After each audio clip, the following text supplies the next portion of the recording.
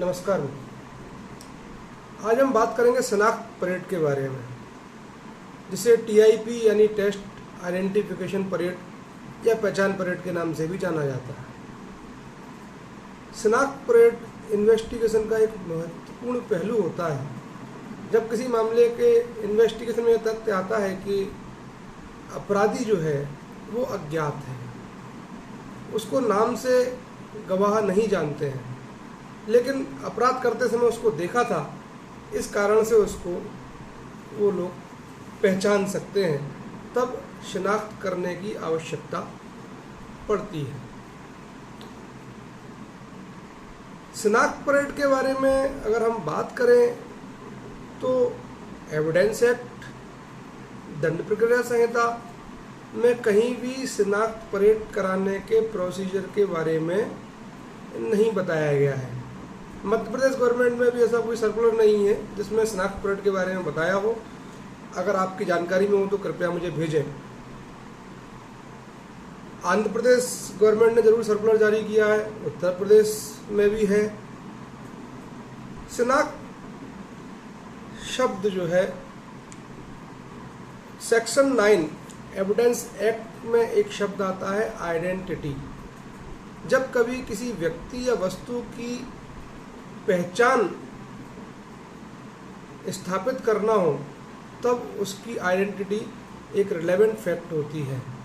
तो वे फैक्ट जो व्यक्ति की या वस्तु की आइडेंटिटी सुनिश्चित करते हैं वह फैक्ट सेक्शन 9 में रिलेवेंट माने गए हैं। तो सेक्शन 9 में आइडेंटिटी वर्ड यूज किया गया है। इसके अलावा दंड प्रक्रिया संहिता की सेक्शन 54A में यह बताया गया है कि जब कभी इन्वेस्टिगेशन के दौरान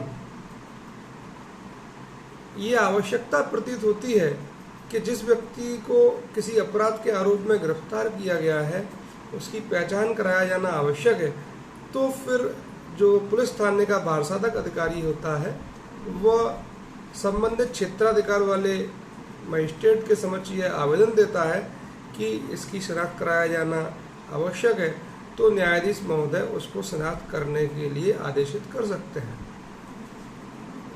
लेकिन शनाख्त परेड शब्द वहाँ भी यूज नहीं है, केवल शनाख्त शब्द यूज है, आइडेंटिफिकेशन। तो आइडेंटिफिकेशन करने के लिए किन बातों का ध्यान रखना चाहिए, यह पुलिस इन्वेस्टिगेशन के लिए बहुत महत्वपूर्ण है। आइडेंटिफिकेशन की ज़रूरत क्या है यह जानना बहुत आवश्यक है। आइडेंटिफिकेशन की ज़रूरत इसलिए है ताकि जो इन्वेस्टिगेशन ऑफिसर है वह यह सुनिश्चित कर सके कि जिस व्यक्ति की पहचान की गई है वह वही व्यक्ति है जिसने वह क्राइम किया था, तथा न्यायालय के सामने भी ये तथ्य स्थापित हो सके कि यह वही व्यक्ति है जिसने क्राइम किया था। इसलिए उसकी इन्वेस्टिगेशन को एक सही दिशा मिल सकती है। अब यह तथ्य बहुत जरूरी है कि क्या वे व्यक्ति जिन्होंने अपराधी को अपराध करते हुए देखा था और जो अब उसकी शनाख्त करने वाले हैं, क्या वह उसे पहले से जानते थे? यदि वह उसे पहले से जानते थे, पहले से उसका नाम भी उनको मालूम था या पहले से उसे पहचानते हैं, तो फिर शनाख्त कार्रवाई का कोई अर्थ नहीं रह जाता है, वह व्यर्थ है।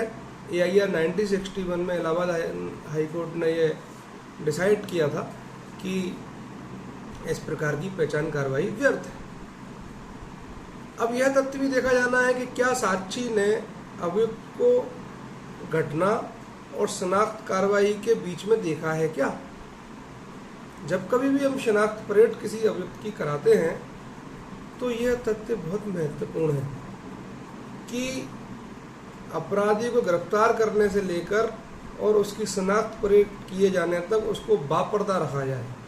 बापर्दा आपने देखा होगा, जब कोई पुलिस अभियुक्त को पकड़ती है तो उसको ऊपर से कुछ उसके ऊपर ढक देती है जिससे उसका चेहरा दिखाई ना दे।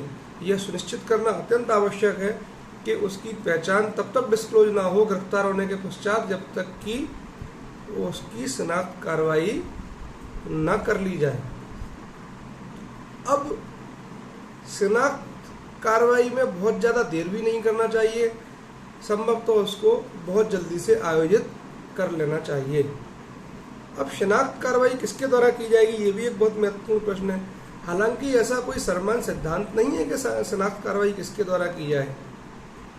जनरली शनाख्त कार्रवाई किसी व्यक्ति के द्वारा की जा सकती है, किसी पुलिस के द्वारा भी की जा सकती है, लेकिन वो 162 CRPC से हिट हो जाती है, इसलिए उसको कराने की प्रक्रिया बंद हो चुकी है। और कार्यपालक मजिस्ट्रेट के द्वारा की जाती है, कई जगह सरपंच के द्वारा भी की जाती है। लेकिन जो सर्वमान्य, सर्वप्रचलित और माननीय सर्वोच्च न्यायालय के दृष्टांतों से जो स्थापित तथ्य निकल के आया है, तो वो सर्वाधिक वैल्यू वाली अगर कोई शनाख्त परेड है तो वो वह शनाख्त परेड है जो कार्यपालक मजिस्ट्रेट के समक्ष की जाती है, क्योंकि कार्यपालक मजिस्ट्रेट उसके विधिक पहलुओं को समझता है। अब शनाख्त परेड की कैसे जाएगी? शनाख्त परेड सामान्यतः जेल में आयोजित की जाती है, लेकिन कुछ ऐसे भी सुप्रीम कोर्ट के जजमेंट आए हैं कि जमानत के रहते भी शनाख्त परेड आयोजित की जा सकती है, तो वो किसी अन्य स्थान पर भी की जा सकती है, लेकिन वो स्थान किसी ऐसा स्थान होना चाहिए जो एकांत स्थान हो। तो जब कभी भी शनाख्त परेड की जाती है तो उसका तरीका यह होता है कि उसमें कम से कम 8-10 एक जैसी पहचान वाले व्यक्तियों को मिलाकर रखा जाता है और फिर उनमें से उसको पहचाना जाता है। शनाख्त परेड सामान्यतः कार्यपालक मजिस्ट्रेट के द्वारा आयोजित की जाती है और वो बहुत ही वैल्यूएबल शनाख्त परेड मानी जाती है। जब कभी भी शनाख्त परेड करनी हो तो वहाँ जेल का कोई कर्मचारी अधिकारी अगर जेल में शनाख्त परेड हो रही है तो मौजूद नहीं होना चाहिए, पुलिस का कोई अधिकारी कर्मचारी मौजूद नहीं होना चाहिए, और कार्यपालक मजिस्ट्रेट के समक्ष वो शनाख्त परेड जब की जाएगी तो वहाँ 8-9 एक जैसे कदकाठी के लोग मिलाकर रखे जाते हैं। यह ध्यान रखना चाहिए कि उनके कपड़े भी लगभग एक जैसे हों। ऐसा नहीं होना चाहिए कि आपने एक व्यक्ति अपराधी को ऑरेंज कलर के कपड़े पहना दिए और अन्य लोगों को बिल्कुल अलग कलर के कपड़े पहना दिए, अब उसको ये ज्ञात हो गया कि भाई उस वाले कलर वाले को पहचान लेना, तो वो शनाख्त परेड की उद्देश्य विफल हो जाएगा। इसलिए जनरली एक जैसे कपड़े पहनाना चाहिए। शनाख्त परेड करते समय अभियुक्त किस स्थान पर खड़ा होगा, तो यह उसको चुनने का अधिकार है, वो कहीं पर किस नंबर पर उसको खड़ा होना है वह इस चीज़ को चुन सकता है, लेकिन वहाँ पर कार्यपालक मजिस्ट्रेट का यह दायित्व हो जाता है कि वो उस तथ्य को उल्लेख करे कि अभियुक्त ने इस स्थान पर खड़े होना स्वयं चुना था। अब जो मजिस्ट्रेट है उसको यह ध्यान रखना चाहिए, पर्याप्त सावधानी रखना चाहिए कि शनाख्त परेड के लिए जितने भी बिंदु हों उनका पर्याप्त ध्यान रखा जाए, उनका कानूनी पहलू उनका बिल्कुल ध्यान रखा जाए। मतलब वहाँ पुलिस मौजूद नहीं होनी चाहिए, जेल का अधिकारी कर्मचारी वहाँ मौजूद नहीं होना चाहिए, और यह पर्याप्त सावधानी रखना चाहिए कि उसको जिन लोगों से शनाख्त करानी है उन्हें अभियुक्त को देखने का अवसर न मिला हो। अब जब वह व्यक्ति शनाख्त करता है तो कार्यपालक मजिस्ट्रेट उसको संपूर्ण शनाख्त कार्रवाई का एक पंचनामा, या जिसको हम शनाख्त रिपोर्ट कहते हैं, आइडेंटिफिकेशन रिपोर्ट कहते हैं, वह बनाता है और उसमें लिखता है कि किस प्रकार से पहचान की गई, कितने लोगों को उसमें मिलाया गया, उनमें से साक्षी ने उसको ठीक तरह से पहचाना। अब एक बहुत महत्वपूर्ण पहलू यह भी है कि मान लीजिए वह व्यक्ति जो शनाख्त कर रहा है, अगर वह मानसिक अवस्था उसकी ठीक नहीं है, तो CRPC में ये प्रावधान है कि इस प्रकार की शनाख्त परेड न्यायिक मजिस्ट्रेट, जुडिशियल मजिस्ट्रेट के सुपरविजन के अधीन की जाएगी, और उसकी मानसिक अवस्था खराब है साक्षी की तो उसकी एक वीडियोग्राफी फिल्म भी तैयार की जाएगी, और ये स्थापित किया जाएगा कि ये पर्याप्त सावधानी बरती गई कि यह व्यक्ति ठीक तरीके से इसकी पहचान कर ले, उसको कोई इस प्रकार की दिक्कत परेशानी वहाँ पर ना आए। अब एक तथ्य और ध्यान रखना है, एक व्यक्ति ने शनाख्त की, इसकी एविडेंसरी वैल्यू, 2 गवाहों ने शनाख्त की, इसकी एविडेंसरी वैल्यू, 3 गवाहों ने शनाख्त की, इसकी एविडेंसरी वैल्यू। तो जितने अधिक गवाहों ने शनाख्त की होगी उस शनाख्त परेड की एविडेंसरी वैल्यू उतनी ही बढ़ जाती है, उसका साक्ष्यिक मूल्य उतना ही अधिक बढ़ जाता है, क्योंकि इसमें फिर 3 गुना ताकत हो जाती है उस चीज़ की। लेकिन जब एक से अधिक साक्षियों द्वारा किसी आरोपी की पहचान करनी हो तो इस तथ्य को ध्यान रखना चाहिए कि जब एक साक्षी उसकी पहचान कर जाए तो दूसरे साक्षी से उसको बात करने का अवसर ना मिले। अन्यथा डर इस बात का है कि वो उस साक्षी को बता सकता है कि वो कौन सा व्यक्ति है अंदर। इसलिए जब दूसरे साक्षी के द्वारा एक तो उसको बात करने का अवसर ना मिले दूसरे को पहले साक्षी से, और उसके बाद जब जैसे ही दूसरी शनाख्त परेड आयोजित की जाए तो आरोपी गण का क्रम भी बदल देना चाहिए। इस तथ्य को भी ध्यान रखना हमारे एग्जीक्यूटिव मजिस्ट्रेट के लिए बहुत आवश्यक है। यही तीसरे साक्षी के ऊपर भी लागू होगा। दो साक्षी पहचान करके चले जाए, उसको तीसरे साक्षी से बात करने का अवसर ना मिले। अब यह फैक्ट भी ध्यान रखने योग्य है कि जो एग्जीक्यूटिव मजिस्ट्रेट की रिपोर्ट होती है तो शनाख्त के बारे में एक तो सेक्शन 9 एविडेंस एक्ट, इसके बाद हम सेक्शन 54 पर जाएंगे कि कौन निवेदन करेगा शनाख्त के लिए। अब तीसरा एक महत्वपूर्ण सेक्शन इसमें दंड प्रक्रिया संहिता का 291A है। 291A हमको यह बताता है कि जो कार्यपालक मजिस्ट्रेट है उसके द्वारा हस्ताक्षरित जो शनाख्त रिपोर्ट है वह उस एग्जीक्यूटिव मजिस्ट्रेट को बिना बुलाए साक्ष्य में ग्राह्य की जा सकती है, उसका बुलाना जरूरी नहीं है। लेकिन अगर ऐसी अपेक्षा की जाती है और न्यायाधीश को यह आवश्यक लगता है कि भाई एग्जीक्यूटिव मजिस्ट्रेट को बुलाना चाहिए, डिफेंस ऑब्जेक्शन करता है, तो फिर उसको बुलाना पड़ेगा, कोर्ट उसको बुला सकता है। अब ये जो शनाख्त रिपोर्ट है ये किस प्रकार की एविडेंस है? यह एक कार्बोरेटरी एविडेंस है, यानी संपोषक साक्ष्य है। यानी मूल साक्ष्य जो हमारी है, सबस्टेंशियल एविडेंस जो है, सारभूत साक्ष्य है, उसका समर्थन करने वाली साक्ष्य है, उसकी पुष्टि करने वाली साक्ष्य है। ये मूल एविडेंस नहीं है। मूल एविडेंस तो वही है जो पहचान कोर्ट में जाकर गवाह करेगा, तो वो मूल एविडेंस है। यह संपुष्टि कारक साक्ष्य है जो मूल रूप से कोर्ट में जाकर जब आइडेंटिफिकेशन गवाह करता है तो उसकी संपुष्टि करने के लिए इस रिपोर्ट का यूज किया जाता है। अब कभी कभी एक तथ्य और मौजूद परेशानी पैदा हो जाती है कि भाई शनाख्त परेड के समय तो गवाह ने उसको पहचान लिया, लेकिन न्यायालय में जब उपस्थित हुए तो गवाह ने उसको पहचानने से इनकार कर दिया। वो डर गया, एक दुर्दांत डाकू था, उसको उसने देखा, जैसे उसने उसकी तरफ देखा उसको देख के डर गया और पहचानने से मना कर दिया। तो बहुत महत्वपूर्ण बात यह है, तो फिर उस शनाख्त रिपोर्ट की क्या वैल्यू है?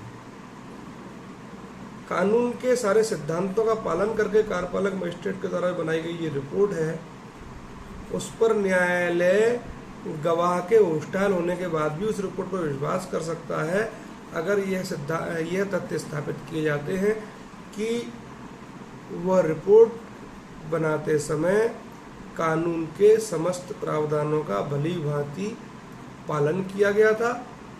कहने का तात्पर्य क्या है कि वही देखिए, उसको शुरू से बापर्दा रखा गया, उसको गवाहों को देखने का उसको अवसर नहीं मिला, भली भांति एक सी कदकाठी के लोग वहाँ खड़े किए गए थे, वहाँ पुलिस का कोई अधिकारी कर्मचारी मौजूद नहीं था। कार्यपालक मजिस्ट्रेट की एविडेंस कराई जाएगी, वो विश्वसनीय साक्षी है। अगर कोई संदेहास्पद परिस्थितियाँ मौजूद नहीं है तो न्यायालय उस कार्यपालक मजिस्ट्रेट की रिपोर्ट पर विश्वास कर सकता है। ये बहुत महत्वपूर्ण बात है। लेकिन जब भी शनाख्त परेड आयोजित की जाती है तो समस्त तथ्यों को केस डायरी में इंदराज करना चाहिए कि शनाख्त परेड से पहले भाई हमने उसको बापर्दा रखा था, बाकायदा एकांत स्थान पर उसकी शनाख्त परेड कराई गई थी, वहाँ पर कोई पुलिस का कर्मचारी मौजूद नहीं था, जेल का कोई कर्मचारी मौजूद नहीं था, गवाहों को अभियुक्त को देखने का कोई भी अवसर शनाख्त परेड से पहले, घटना के पश्चात और गिरफ्तारी के बाद और शनाख्त परेड होने तक नहीं मिला था। यह तथ्य बहुत ध्यान रखने वाली बात है। तो बहुत महत्वपूर्ण सेक्शन है इन्वेस्टिगेशन ऑफिसर के लिए, TIP, टेस्ट आइडेंटिफिकेशन परेड। अब जिस प्रकार से अभियुक्त की शिनाख्त परेड आयोजित की जाती है, तो उसमें उस शिनाख्त परेड को स्थापित करने के लिए, कोर्ट में साबित करने के लिए बहुत सारे तथ्यों का ध्यान रखना भी जरूरी है। कुछ और भी तथ्य प्रोसिक्यूशन को इस्टेब्लिश करने होते हैं। प्रोसिक्यूशन को बताना पड़ता है कि भाई जब घटना हुई थी उस समय गवाहों को अभियुक्त को देखने का अवसर मिला था, उस समय पर्याप्त प्रकाश था, अभियुक्त को उन्होंने भली भांति देख लिया था, साक्षी की मानसिक दशा बिल्कुल ठीक थी, उस समय वो उसको पहचानने की स्थिति में था, और अभियुक्त का कोई आचरण, कोई ऐसी चीज जिससे उसको पहचानने में वो समर्थ हो सकता था, एवं वह कितनी निष्पक्षता से वो कार्रवाई आयोजित की गई, यह भी अभियोजन को इस्टेब्लिश करना पड़ता है शिनाख्त रिपोर्ट को साबित करने के लिए। तो यह तो हुई अभियुक्त की शिनाख्त की बात। तो इसके लिए आपको कौन कौन सेक्शन ध्यान रखना है? Section 9 evidence act, section 54A CRPC एवं सेक्शन 291A CRPC। अब जिस प्रकार से अभियुक्त की शिनाख्त की जाती है, वैसा ही सिद्धांत लगभग वस्तु की शिनाख्त के लिए भी है। कोई संपत्ति चोरी हो जाती है, किसी वस्तु की पहचान करनी है, तो उसके लिए भी बहुत महत्वपूर्ण प्रावधान है। वह भी जनरली कार्यपालक मजिस्ट्रेट के सामने आयोजित की जाती है। कई जगह पर जहाँ कार्यपालक मजिस्ट्रेट उपलब्ध नहीं होते, तो वहाँ सरपंच वगैरह के सामने भी वस्तुओं की शिनाख्त की जाती है। तो जब कभी भी किसी चोरी की संपत्ति की शिनाख्त करना हो, तो उस समय यह ध्यान रखना जरूरी है कि जब जब्त की गई वो संपत्ति, उस समय उसको पर्याप्त सीलबंद किया गया हो, और उस सीलबंद के पश्चात वह संपत्ति या तो न्यायालय के सामने खुली हो, या केवल शिनाख्त परेड के समय उसको कार्यपालक मजिस्ट्रेट के सामने सील्ड बंद अवस्था में निकाल कर रखा गया हो। शिनाख्त परेड के बाद फिर वो कार्यपालक मजिस्ट्रेट के द्वारा वहाँ पर दोबारा से उसको, उस प्रॉपर्टी को सीलबंद किया जाना चाहिए। अब जब कोई वस्तु की आइडेंटिफिकेशन कराना है, तो वहाँ पर उससे मिलती जुलती वस्तुएं वहाँ रखी जाए। जैसे कोई हार चोरी किया है, तो एक हार है तो उसमें 7-8 हार मिला कर रख दिए जाते हैं, 4 या 5, जनरली 5 रखे जाते हैं, तो 4 या 5 हार मिलाकर रख दिए जाते हैं। हार का बिल्कुल डिप्टो एज इट इज सेम होना जरूरी नहीं है, लेकिन हाँ वो एक से मिलते जुलते होना चाहिए, लेकिन बिल्कुल सेम होना उनका आवश्यक नहीं है। तो वो चीज़ें जब रख दी जाती हैं, तो जिसकी वस्तु होती है उस वस्तु का स्वामी उसकी वहाँ जाकर पहचान करता है, तो वो वहाँ पर उसको जाकर पहचान सकता है कि यह वस्तु मेरी है। उसकी भी कार्यपालक मजिस्ट्रेट के द्वारा रिपोर्ट बनाई जाएगी। और ये तथ्य भी ध्यान रखना है कि उसमें 2 साक्षी भी रख लिए जाते हैं, स्वतंत्र साक्षी। शिनाख्त परेड चाहे अभियुक्त की हो या वस्तु की हो, उसमें 2 स्वतंत्र साक्षी भी रखे जाते हैं, जिनके सामने वो शिनाख्त परेड आयोजित की जाती है या वस्तु की पहचान आयोजित की जाती है। वहाँ पर पुलिस के लोग मौजूद नहीं होना चाहिए, चाहे पहचान वस्तु की हो रही हो चाहे अभियुक्त की हो रही हो। अब अगर मान लीजिए उसका कोई विशिष्ट पहचान चिन्ह है, तो उससे पूछ लेना चाहिए कि भाई आपके हार की कोई पहचान तो नहीं है, तो उसको भी वो बताता है कि हाँ मेरी ये पहचान है, तो उसको एक जगह नोट कर लेना चाहिए, उस रिपोर्ट में उसका नोट करना चाहिए, और उस पहचान को जनरली वहाँ पर छिपा देना चाहिए। अब बहुत महत्वपूर्ण तथ्य ये है कि जो वस्तु की जिसकी पहचान की गई है, वो उसकी पहचान की जो रिपोर्ट बनाई गई है, उसके लगभग प्रावधान बिल्कुल वैसे ही हैं जैसे कि अभियुक्त की पहचान की। तो ये बहुत महत्वपूर्ण तथ्य थे अभियुक्त की शिनाख्त परेड में और वस्तु की पहचान के संबंध में। आप लोगों को अगर मेरा ये वीडियो पसंद आया हो, तो आपसे विनम्र निवेदन है कि मेरे चैनल को सब्सक्राइब करें, बेल आइकॉन पर क्लिक करें तथा कमेंट्स में अपने सुझाव अवश्य दें, ताकि अगर कुछ सुधार की गुंजाइश हो तो मैं वो सुधार कर सकूं। बहुत बहुत धन्यवाद। जय हिंद, जय भारत।